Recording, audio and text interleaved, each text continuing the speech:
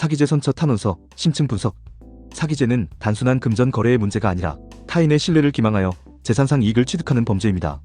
피해자의 경제적 손실뿐 아니라 정신적 고통과 사회적 신뢰의 훼손까지 초래하기 때문에 법원에서도 엄중히 처벌하는 범죄로 분류됩니다. 그러나 진심 어린 반성, 피해 회복 노력, 그리고 객관적인 선처 사유를 담은 탄원서는 형량 감경에 중요한 역할을 할 수 있습니다.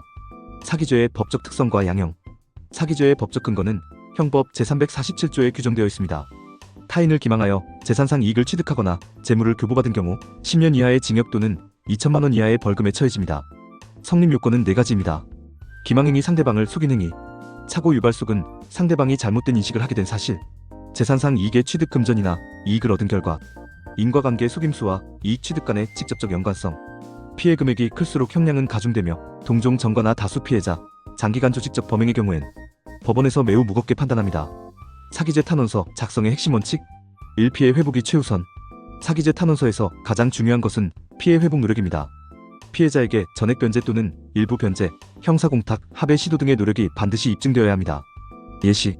현재까지 피해금 2천만 원을 3회에 걸쳐 변제했습니다. 2025년 1월 500만 원, 3월 700만 원, 5월 800만 원을 송금했고 영수증을 첨부합니다. 남은 3천만 원은 매월 50만 원씩 5년간 분할 변제할 예정입니다. 이처럼 구체적 금액과 일정, 증빙 자료를 제시해야 탄원서가 설득력을 가집니다. 이 기망의 경중과 고의성 설명. 사기라고 해서 모두 같은 범죄는 아닙니다. 애초에 기망 의도를 가지고 돈을 편취한 경우와 사업 실패나 예기치 못한 사정으로 갚지 못하게 된 경우는 법원이 다르게 판단합니다. 다만 억울하다, 상대도 위험을 알았다 같은 주장은 책임 회피로 오해받을 수 있으므로 금물입니다. 객관적으로 갚을 의도는 있었지만 현실적 사정으로 어려움을 겪었다는 점을 진솔하게 표현하는 것이 중요합니다. 3. 진심 어린 반성과 피해자 공감 표현. 피해자분의 경제적 손실뿐 아니라 신뢰를 저버린 저의 행동으로 깊은 상처를 드린 점을 뼈저리게 반성합니다. 이처럼 피해자의 고통에 대한 공감을 드러내는 문장은 재판부의 감정에 긍정적으로 작용합니다. 사기죄 탄원서의 필수 구성 요소. 수신자 명기 존경하는 재판장님께.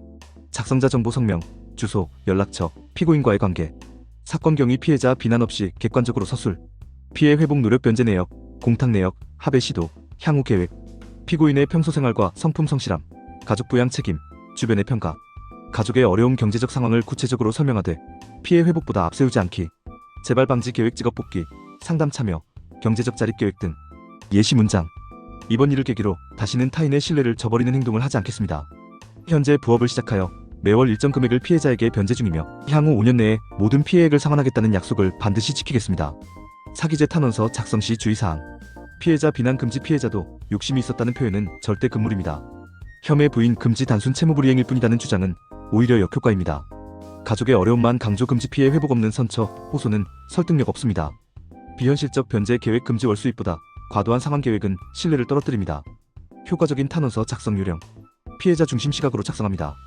피해자의 입장에서 느낀 고통에 공감하고 그에 대한 사죄를 중심으로 서술합니다. 시간순 변제 기록을 명확히 남깁니다. 날짜, 금액, 송금 방법을 세부적으로 적고 증빙 자료를 첨부합니다. 현실적 변제 계획을 제시합니다. 매월 급여의 30%를 피해 변제금으로 납부하겠습니다. 처럼 구체적이고 실현 가능한 계획이 필요합니다. 객관적 증빙 자료 첨부. 송금 내역, 공탁서, 급여 명세서, 재직 증명서, 상담 확인서 등은 신뢰를 높이는 근거입니다. 결론. 사기죄 선처 탄원서의 핵심은 피해 회복입니다. 피해자와의 완전한 합의 혹은 그에 준하는 변제 노력 없이는 어떠한 탄원도 실질적 효과를 거두기 어렵습니다. 진정성 있는 반성, 구체적 변제 계획, 객관적 증빙 자료, 그리고 피해자에 대한 진심 어린 사죄가 하나로 모일 때 비로소 재판부는 선처를 고려하게 됩니다. 탄원서의 힘은 말이 아니라 행동에서 나옵니다. 진심과 실천이 담긴 한 장의 탄원서가 당신의 인생을 다시 일으켜 세울 수 있습니다. 이상 사기죄 선처 탄원서에 대해 살펴봤습니다. 당신의 생각을 댓글로 남겨주세요. 영상이 도움되셨다면 구독과 좋아요,